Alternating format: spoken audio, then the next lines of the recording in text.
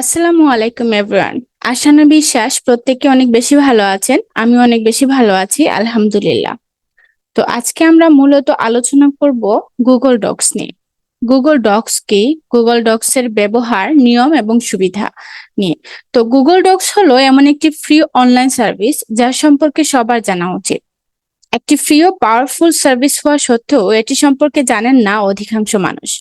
লেখালেখি থেকে শুরু করে কোনো বিষয় নোট করা পর্যন্ত প্রায় সকল ধরনের টেক্সট ভিত্তিক কাজেও কিন্তু গুগল ডক্স ব্যবহার করা যায়।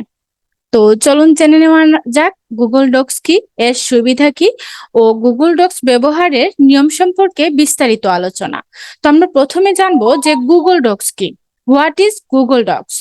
গুগল ডক্স হলো গুগলের একটি ফ্রি অ্যাপ্লিকেশন সেবা, যাকে মাইক্রোসফট অফিস ওয়ার্ডের অনলাইন ভার্সনের সাথে তুলনা করা চলে। গুগলের এই অনলাইন ওয়ার্ড প্রসেসিং সার্ভিস চালু করা হয় 2006 সালে। অনলাইন প্রোগ্রাম হওয়া ডক্স এর ফাইল সমূহ ক্লাউডে জমা হয়ে থাকে। স্টোরেজে কোনো জায়গা দখল না করার পাশাপাশি একাধিক ডিভাইসে একই ফাইল নিয়ে কাজ করা সম্ভব হয় গুগল ডক্স ব্যবহার করে। এছাড়াও গুগল ডক্স অন্যদের সাথে শেয়ার করা যায়, যার মাধ্যমে একাধিক ব্যক্তি একই ডকুমেন্টে কাজ করতে পারে। তো গুগল ডক্স ব্যবহার করা যাবে তিন ভাবে। ঠিক আছে, আমরা তিন ভাবে কিন্তু লিংকে প্রবেশ করতে পারি। এছাড়াও গুগল ড্রাইভের হোম পেজ থেকেও গুগল ডক্স এর ফাইল তৈরি ও অ্যাক্সেস করা যাবে। আবার গুগল ডক্স এর অ্যান্ড্রয়েড ও আইওএস অ্যাপ ব্যবহার করেও কিন্তু গুগল ডক্স ব্যবহারের সুবিধা রয়েছে। তো আমি আজকে আপনাদেরকে গুগল ডক্স এ প্রবেশ করার জন্য তিনটি ধাপ দেখিয়ে দিব। প্রথমে আপনি একটা ব্রাউজারে যাবেন।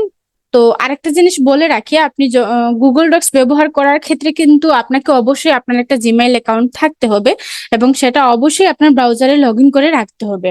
তো প্রথমে আমি একটা ব্রাউজারে যাব, সেখানে গিয়ে লিখবো google.com, sorry, Google Docs, Google Docs.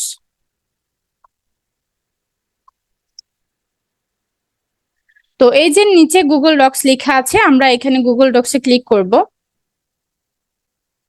তো আমাকে সরাসরি এখানে নিয়ে আসছে, কারণ হচ্ছে গিয়ে আমার এখানে জিমেল অ্যাকাউন্টটা লগ ইন করা আছে, এর জন্য আমাকে সরাসরি এরকম একটা ইন্টারফেসে নিয়ে আসছে, আমাকে মূল পেজে নিয়ে আসছে। তো এখানে অনেকগুলো অপশন আছে, দেখা যাবে ব্ল্যাঙ্ক আছে, তারপরে হচ্ছে গিয়ে আপনি লেটার আছে, মানে আপনি ডকুমেন্টে কিভাবে শুরু করতে চাচ্ছেন, সেটা হচ্ছে রিজিউমে করবেন, রিজিউম করালে করবেন, শেরিফি করবেন, নাকি প্রজেক্ট প্রপোজালে করবেন, এরকম। তো আমি আরেকভাবে আপনাদেরকে এটাতে লগ ইন করে প্রবেশ করে দেখাই। আরেকটা হচ্ছে গিয়ে আমরা ব্রাউজারে যাব, তারপরে হচ্ছে গিয়ে ডান পাশে 9 ডট থাকে, 9 ডট বাটন থাকে, আমরা 9 ডট বাটনে ক্লিক করার পরে এই যে নিচে এখানে ডক্স আছে, আমরা এখান থেকেও কিন্তু গুগল ডক্সে প্রবেশ করতে পারি। তো আমার সেম এন্টারপ্রাইজে এখানে নিয়ে আসছে, কারণ আমার এখানে জিমেল লগ ইন করা আছে। তো আমরা আরেকভাবে করতে পারি। আমরা আরেকভাবে কিভাবে করব, আমরা 9 ডটে ক্লিক করব, তারপর হচ্ছে গুগল, আমরা ড্রাইভে যাব, আমরা ড্রাইভে যাব। ড্রাইভে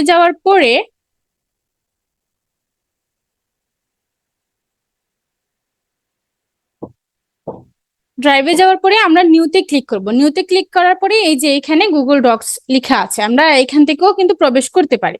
এখন আপনি আপনার সুবিধার্থে আপনি যেখান থেকে খুশি সেইখান থেকেই কিন্তু আপনি গুগল ডক্সে প্রবেশ করতে পারেন। তো আসুন আমরা আসলে এখন জেনে নেই কিভাবে আসলে আমরা গুগল ডক্সটা ব্যবহার করব। তো প্রথমে আমরা কি করব, আমি কি এখানে মানে আমরা প্রথমে রেকর্ডিংটা টাইপ করব। কিভাবে আসলে রেকর্ডিং, অনেকে দেখা যায় যে লিখতে পারতেছে না বা অনেক সমস্যা হচ্ছে বা অনেক সময় নিচ্ছে, তো সেক্ষেত্রে আমরা কি করি, ভয়েস রেকর্ডটা দিয়ে এখানে শুরু করি। তো আমরা ভয়েস রেকর্ড করব কিভাবে, আমরা প্রথমে টুলসে যাব। টুলসে যাওয়ার পরে এইখানে দেখেন নিচে আছে ভয়েস টাইপিং, আপনি ভয়েস টাইপিং এ ক্লিক করবেন। তারপর হচ্ছে গিয়ে এখানে ইংলিশ লেখা আছে, আপনি আসলে কোন ভাষায় ভয়েসটা টাইপিং করতে চাচ্ছেন। তো আমি যেহেতু বাংলায় টাইপিং করতে চাচ্ছি, ভয়েসটা রেকর্ড বাংলায় করতে চাচ্ছি, আপনি নিচে যাবেন, নিচে গিয়ে এখানে বাংলা অপশন আসবে, নিচের দিকে যাবেন, তারপরে হচ্ছে এই যে এখানে বাংলা আছে। তো এখন আমি এখানে ওই যে ক্লিক টু স্পিক আছে, এখানে লিখবো, হ্যালো এভরিওয়ান, আসসালামু আলাইকুম। আশা করছি প্রত্যেকে অনেক বেশি ভালো আছেন, আমি অনেক বেশি ভালো আছি আলহামদুলিল্লাহ। তো এই যে আমি কথা বলার সাথে সাথে কিন্তু এখানে ভয়েস গুলা রেকর্ড হয়ে গেছে। ঠিক আছে, তো এখন আমরা এখানে সেভ করে দিব। এটা এখানে আমাদের সেভ হয়ে গেছে এখানে। তো আমরা আসলে এই লেখাগুলাকে এইভাবেই কিন্তু ভয়েস রেকর্ড করতে পারি, অথবা আমরা কিন্তু টাইপ করতে পারি, আপনার যেভাবে সুবিধা। তো এখানে আসলে অনেকগুলো অপশন আছে। আমরা এই লেখাগুলাকে কি করতে পারি, এই লেখাগুলাকে আমরা এখানে সিলেক্ট করে আমরা হচ্ছে গিয়ে এখানে আমরা হচ্ছে গিয়ে ফন্টগুলো চেঞ্জ করতে পারি। আমরা হচ্ছে টাইমস নিউ রোমান দিতে পারি। এই যে আমি টাইমস রোমান করে দিলাম। তারপর হচ্ছে আমরা এই ফন্ট গুলাকে ছোট বড় করতে পারতেছি, এইখানে সাইজ বাড়াতে পারতেছি। তারপরে হচ্ছে গিয়ে আমরা এই লেখাগুলাকে বোল্ড করতে পারতেছি, তারপরে হচ্ছে গিয়ে ইতালিক করতে পারতেছি, আন্ডারলাইন দিতে পারতেছি। তারপর হচ্ছে এখান থেকে আমরা লেখাগুলার কালার চেঞ্জ করতে পারতেছি। তো এরপরে হচ্ছে কি আমরা এখানে যে লেখাগুলো আছে এই লেখাগুলোর কালারকে হাইলাইট করতে পারবো। তো হাইলাইট করার জন্য আমি যে কোনো একটা কালার চুজ করে নেব। তো আমি এই কালারটা নিলাম, এই যে হাইলাইট হয়ে গেছে। তারপরে এখানে হচ্ছে গিয়ে আমি এখানে যে কোনো একটা কমেন্ট এড করতে পারবো। এই লেখার উপরে আমি এখানে কমেন্ট লিখলাম, এই কমেন্ট এখানে এড করতে পারবো। তারপরে হচ্ছে গিয়ে এখান থেকে আমি যে কোনো একটা ছবি আমার ইয়ে থেকে নিতে পারবো, আমি একটা ছবি আপলোড করতে পারবো। তো আমি এখানে আপনাদেরকে ইমেজে গিয়ে একটা ছবি আপলোড করে দেখাচ্ছি। তো একটা পিএনজি আমি আপলোড করে দেখাই আপনাদের এখানে। তো এই যে আমি এখানে একটা ছবি আপলোড করলাম, ঠিক আছে। এখন এটাকে আমি ছোট বড় করতে পারবো, এখান থেকে ছোট বড় করে নিলাম। এই যে আমি ছোট বড় করে নিচ্ছি। এখন হচ্ছে গিয়ে এই ছবিটাকে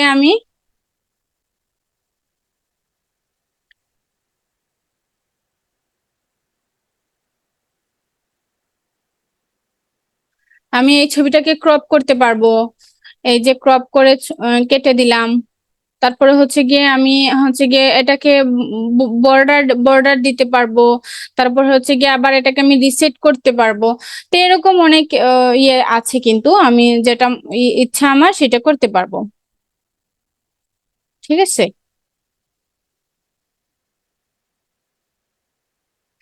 তারপরে এখানে আন্ডো বাটন আছে, তারপরে রিডো বাটন আছে। এই যে আমি আন্ডোতে ক্লিক করলে আমার আগের জায়গায় চলে আসছি, আমি আগের জায়গাতে চলে আসছি।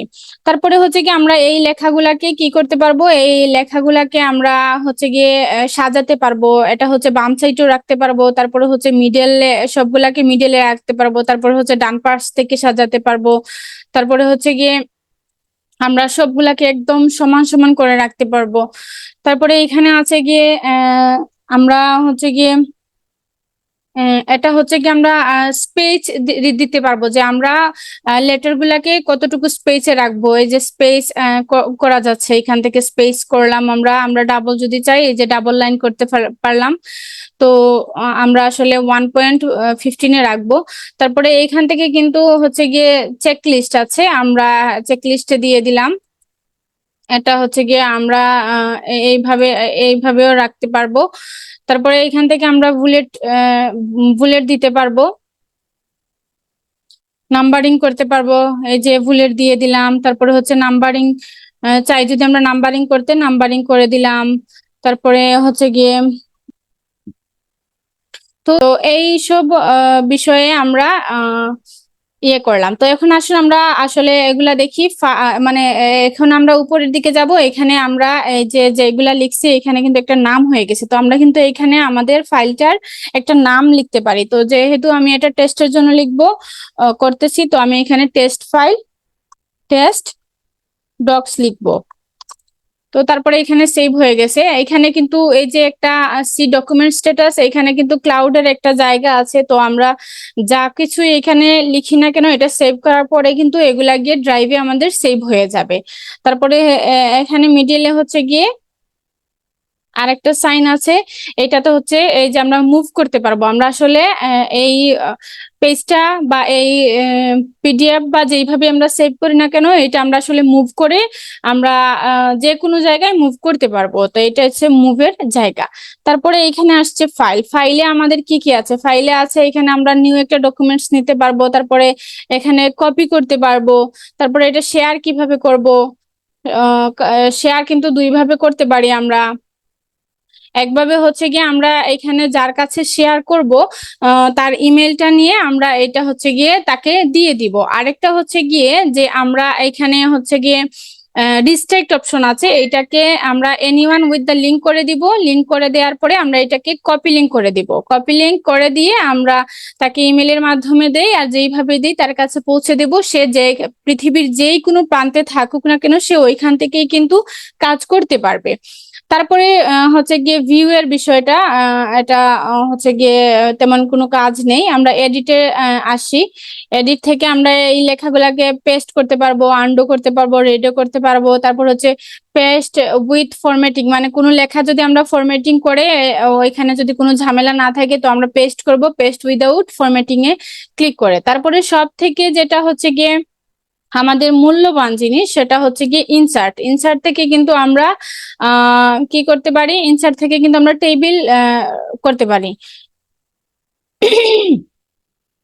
ইনসার্ট থেকে আমরা টেবিল নিতে পারি। আমরা আসলে কয়টা টেবিল নিব, ডানে কয়টা ঘর থাকবে, নিচে কয়টা আপ ডাউন মানে কতটা থাকবে, এটাতে ক্লিক করলে কিন্তু এই যে হয়ে গেছে, আমাদের টেবিল হয়ে গেছে। এখন আমরা টেবিলের জন্য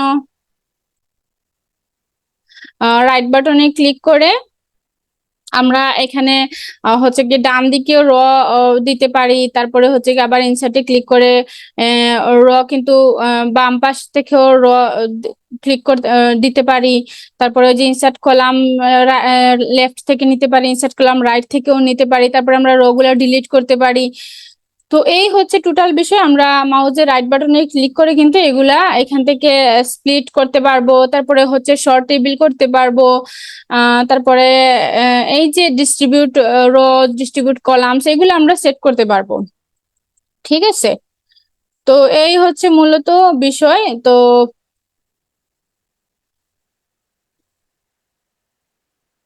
এখান থেকে প্যারাগ্রাফ ফরম্যাটে আসলে এখানে আমরা ফরম্যাট থেকে প্যারাগ্রাফ স্টাইল গুলা কিভাবে দিতে পারবো। তারপরে হচ্ছে গিয়ে টেক্সট গুলা কিভাবে বোল্ড করব, ইতালিক করব, আন্ডারলাইন দিব, তারপরে হচ্ছে সুপারস্ক্রিপ্ট করব। তো এইসব টোটাল বিষয় দিয়ে কিন্তু আপনারা ডক্সে কাজ করতে পারবেন। তারপরে আরেকটা ব্যাপার হলো গিয়ে, আমরা যদি এখানে আমাদের যে ডকুমেন্টস গুলো আমরা লিখেছি বা আমরা আপলোড করেছি, সেই ক্ষেত্রে যদি হঠাৎ দেখা যায় যে আমাদের কারেন্ট চলে গেছে বা আমরা কোনোভাবে বেঁকে চলে গেছি এগুলো সেভ না করে, তাহলে কিন্তু দেখা যাবে যে আমরা গুগল ডক্সে কিন্তু এই ডকুমেন্টস গুলা কিন্তু অটোমেটিক সেভ হয়ে যায়। তো এই ছিল মূলত আমাদের আজকের ভিডিওটি। মূল সবকিছু নিয়ে আলোচনা করা হলো। আমি জানি না আপনারা কতটুকু উপকৃত হয়েছেন। যদি উপকৃত হয়ে থাকেন তাহলে অবশ্যই আমার চ্যানেলটা সাবস্ক্রাইব করবেন এবং একটা কমেন্ট করে যাবেন, একটা লাইক দিবেন এবং শেয়ার করে দিবেন, অন্যদেরকে দেখার সুযোগ করে দিবেন। তো সবাই ভালো থাকবেন, সুস্থ থাকবেন। সবার জন্য অনেক বেশি শুভকামনা। তো আল্লাহ হাফিজ, আসসালামু আলাইকুম।